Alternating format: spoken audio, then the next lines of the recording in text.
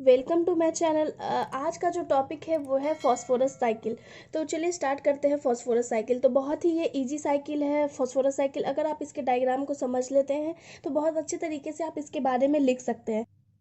जैसा कि आपको पता है फॉस्फोरस जो है इन्वायरमेंट में नहीं पाया जाता है, तो फॉस्फोरस साइकिल यहाँ से स्टार्ट होता है अर्थ क्रस्ट के अपलिफ्टमेंट के कारण। तो जियोलॉजिकल अपलिफ्टमेंट के कारण रॉक का फॉर्मेशन होता है। तो रॉक फॉर्मेशन जो रॉक बनता है, तो जब बारिश होती है तो एसिडिक रेन जब होता है तो वेदरिंग ऑफ रॉक्स होता है, यानी रॉक जो है छोटे छोटे टुकड़ों में टूटने लगते हैं और उसके कारण जो हमारा फॉस्फोरस है वो कुछ है जो यहाँ पे नदी, ये जो एरो है वो नदी में चला जा रहा है और कुछ जो है वो अंडर ग्राउंड में चले जाते हैं, यानी मिट्टी में चले जाते हैं। तो जब मिट्टी में चले जाते हैं फॉस्फोरस, तो फॉस्फेट सॉल्ट का फॉर्मेशन करते हैं, इनऑर्गेनिक फॉस्फेट बनाते हैं।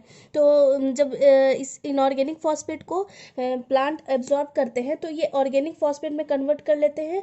तो ऑर्गेनिक फॉस्फेट को जब एनिमल या ह्यूमन बींग कंज्यूम करते हैं तो इनमें फॉस्फोरस जो है फॉस्फेट के फॉर्म में चला जाता है।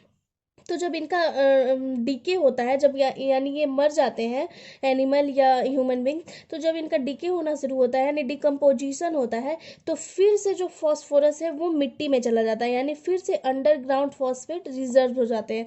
कुछ जो है फिर अंडरग्राउंड रिजर्व होने के बाद फिर से प्लांट अपटेक करता है, लेकिन कुछ सम लीचिंग प्रोसेस के थ्रू जो फॉस्फोरस है वो फिर से वाटर बॉडीज में चला जाता है। जैसे यहाँ पे वेदरिंग ऑफ रॉक्स के कारण कुछ आया था, कुछ लीचिंग प्रोसेस के थ्रू यहाँ पे वाटर बॉडीज में चला जाता है। तो जैसा कि आपको पता है कि वाटर में बहुत सारे जीव जंतु पाए जाते हैं, पौधा पाया जाता है। तो जो जलीय पौधा होता है, एल्गी एक पौधा है जिसे जलीय जो जीव जंतु है पानी में वो उसे खाते हैं। तो जब यहाँ पे एल्गी यहाँ पे होता है, एल्गी को जब कंज्यूम करेगा फिश से या और भी जो जीव जंतु वो खाते हैं, तो जब वो मर जाते हैं पानी में ही या जब उनका डीके होना शुरू होता है। जब डीके होता है तो फिर से फॉस्फोरस जो है अंडर वाटर फॉस्फेट के फॉर्मेशन में जमा हो जाता है। और फिश को जब आदमी इनटेक करता है तो फिर उसी तरह से जब मरते हैं तो फिर से वो अंडर वाटर चले जाते हैं। तो इस तरह से हम कह सकते हैं कि एक जो साइकिल है वो पानी में भी चलता है। फॉस्फोरस का एक साइकिल पानी में चलता है, एक फॉस्फोरस साइकिल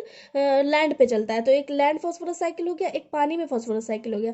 तो जब अंडरग्राउंड फॉस्फेट का अंडर वाटर फॉस्फेट जमा हो जाते हैं तो इसी तरह से फिर से जियोलॉजिकल अपलिफ्टमेंट के कारण फिर से रॉक का फॉर्मेशन होता है। फिर से जब बारिश होती है तो इस तरह से फॉस्फोरस जो है वेरियस प्रोसेस के थ्रू एक स्टेज से दूसरे स्टेज में चला जाता है। तो इस तरह से हमारा एक फॉस्फोरस साइकिल कंप्लीट होता है।